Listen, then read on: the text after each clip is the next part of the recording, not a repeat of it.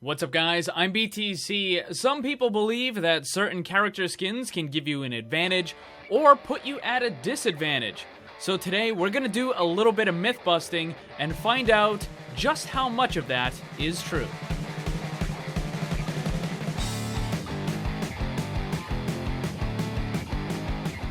This topic is something that I've wanted to talk about for a very long time, and I just never really found the time for it. However, because the game just recently changed where now you can pick the character skin you want while the match is starting, there seems to be a lot more opportunity to use this in order to pick the character skin that's going to give you an advantage in that particular map. Now, I'm not just going to spend the next 10 minutes rambling about what I think the character skins can do. I'm actually going to test it and show you side-by-side examples proving or disproving whether or not these character skins can have some impact on the game. Now, I know some might want to completely dismiss this outright, but keep in mind that professional Overwatch tournaments require the players to use the default skins. Now, this is not the only reason why they use the default skins. Also, it made it easier for the viewer to understand what character was what. But at the very beginning of Overwatch, when the first tournament started popping up, certain players quickly realized that character skins did seem to have some kind of an impact, and therefore professional tournaments started banning the use of those skins, and you had to use the default.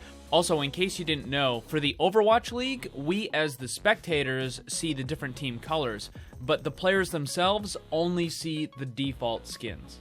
So the testing today is going to cover 4 points: hitboxes, character model, focal points, and color blending. Now, if you're new to the channel, make sure you subscribe, because right here is where you can find the latest and greatest in Overwatch information. So make sure you subscribe and hit that bell so you don't miss any of it. The first thing we're going to look at are the hitboxes. This was the simplest and most straightforward thing to test. So the question is, does the area where hit registration happens change depending on what character skin they're using? And the answer is no. The hitbox will never change. One of the best examples of this is with the Zenyatta default versus Nutcracker skins. It certainly appears that the Nutcracker skin is much larger, and therefore it would have a bigger area to hit. But when I actually test it, you'll notice that the area above the default skin does actually still register as a hit. So even though nothing is actually there, and it appears that the McCree is missing by aiming above the head, it still registers as a hit because the hitbox extends out past the actual character model itself. So can this be used kind of as an advantage where you have a larger character skin?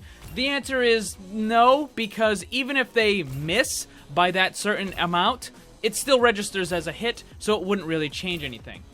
Now, what about the reverse situation where the character model actually extends out past where the hitbox is? A good example is again with Zenyatta. This particular character skin has the feather on the top, and if you aim at that, then it's outside of the hitbox, so it is going to count as a miss. Other things also include like the cape on some of Soldier 76's skins, but here's the thing. Who is actually going to aim at the feather or at the cape or that other stuff? Probably no one. So while technically it could give you a very minor advantage by tricking someone into aiming at the feather, realistically, there's no such advantage. The second thing we're going to test is the character models themselves. Can they give you an advantage or a disadvantage? Now, this kind of goes in line with what I was talking about in the last one. For example, the Zenyatta that has the really big feather, or the soldier skins that have the capes and all that sort of stuff. And this was actually surprising. I got different results than I originally expected. So let me just kind of show you what it is. Behind this box are 2 different Zenyatas. They're both holding crouch. Watch what happens when they let go. You can see the one on the left, and that's it.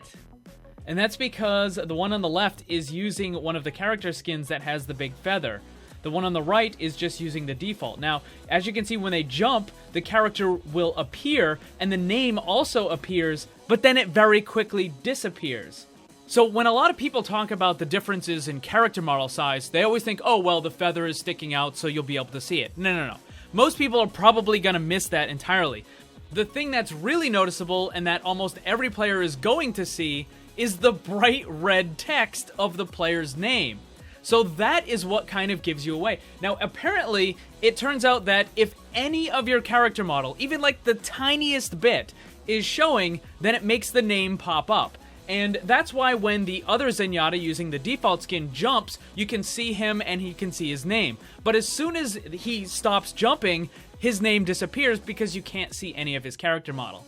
So the next question, is this actually useful?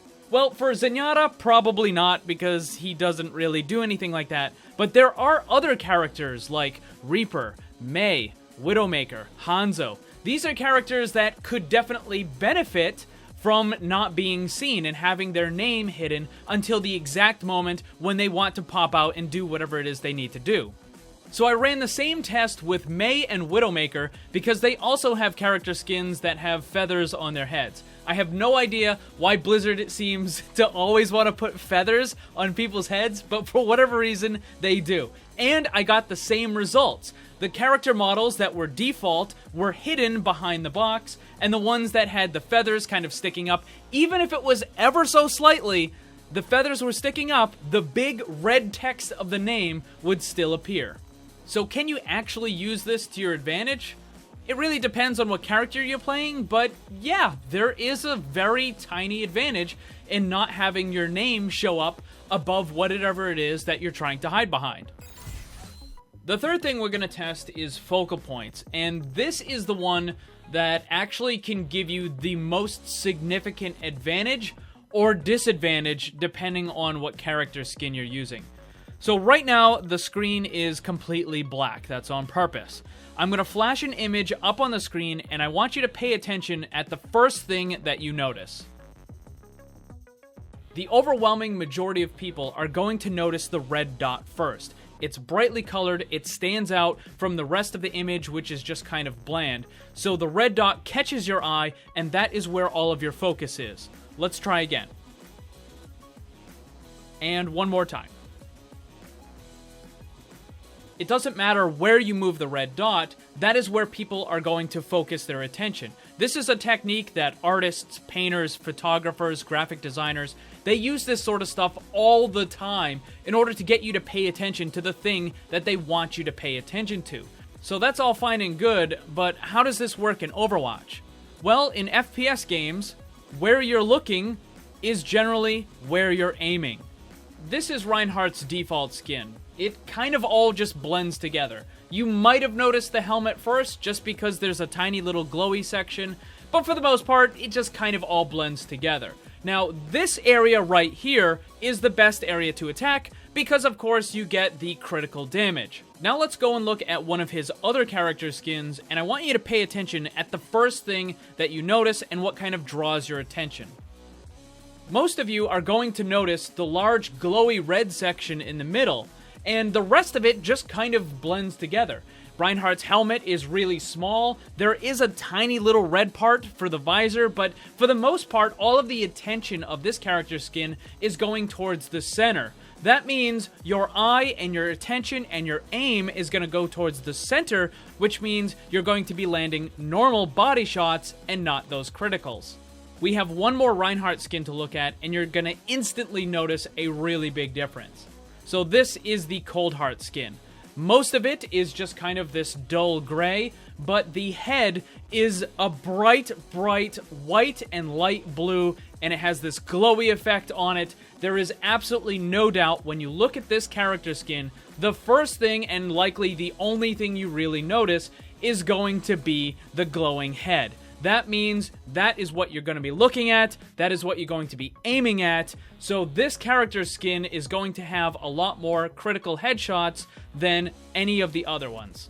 And there are lots of other examples. Reaper's Nevermore skin is all kind of like a dark purple. Everything just blends together, nothing sticks out. Compare this to one of his Halloween skins, and the Jack-o'-lantern is bright, it's glowy, it's incredibly easy to see, and that is what's going to draw everybody's attention to it. For Zarya, her default skin has the focal point on her head because of the bright pink hair. But if you compare that to her brand new legendary that she got for the Year of the Dog, you'll notice that there's a spinny, glowy part in the center of her waist. And that is going to draw a lot more attention than anything up near her head. So people are going to kind of subconsciously notice and aim at that glowy bit, and that is going to, again, result in less of those critical headshots. Another thing I want to point out is the use of the golden weapons. They're bright, they're shiny, they even have some like little sparkly effects on them. They can draw attention away from the critical headshot box. So just like that little spinny part in the middle of Zarya's armor, a golden weapon can draw that attention away. So can character skins create a focal point that can put you at an advantage or a disadvantage? The answer is absolutely yes. It might be on a subconscious or instinctive level, but there is no doubt using character skins like the Cold Heart will result in you getting hit with more criticals. And even if it's only 1 or 2 more, that still might be the difference between holding a point or losing a match. The fourth and last thing to test is color blending.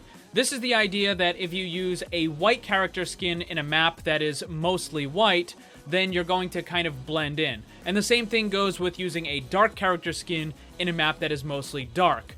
And of course, people will point out that the red outline around the characters kind of completely defeats the purpose of this. Well, the idea is not to make your character invisible, it's simply to make your character less noticeable. So let's try it out.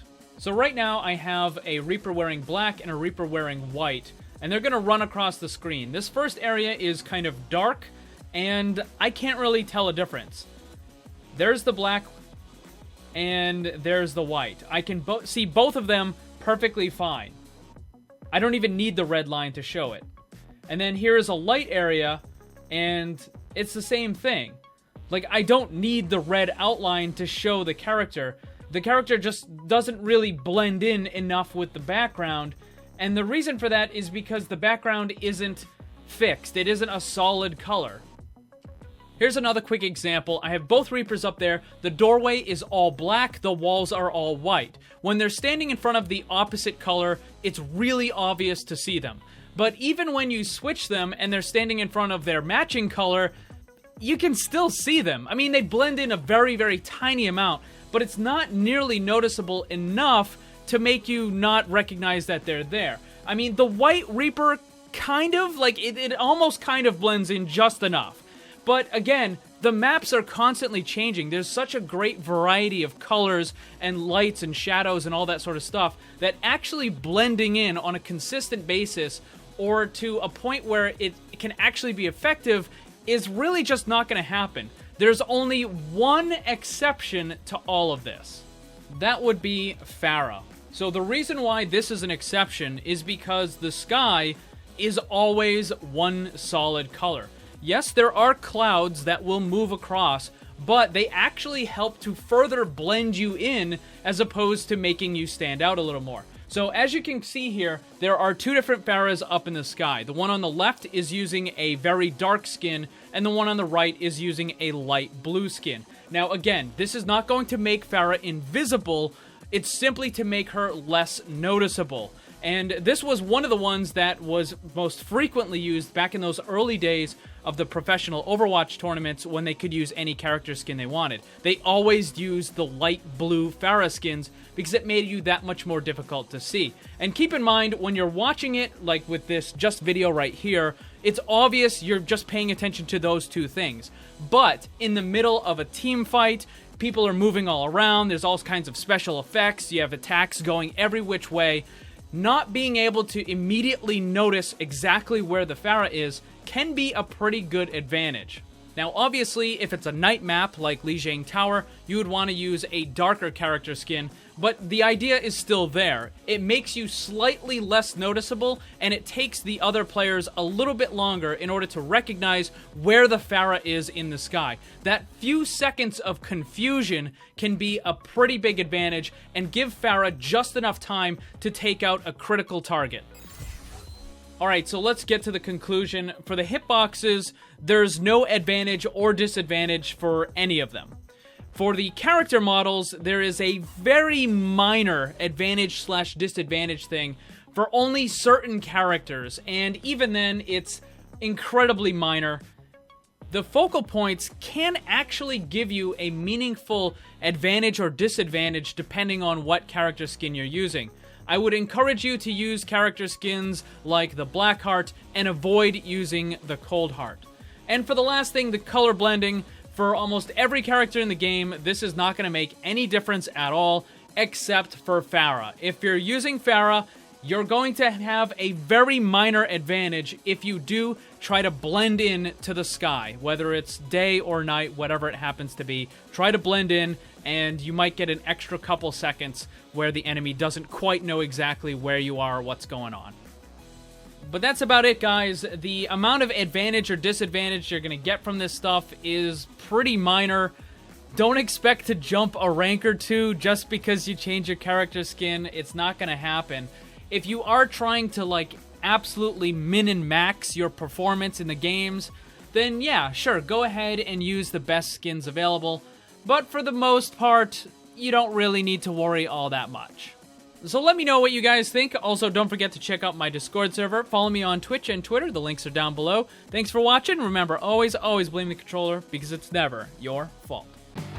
Also, special thanks to all my Patreon supporters for helping to make this all possible. If you'd like to see what kind of cool rewards you can get for supporting the channel, check the links on screen and down below.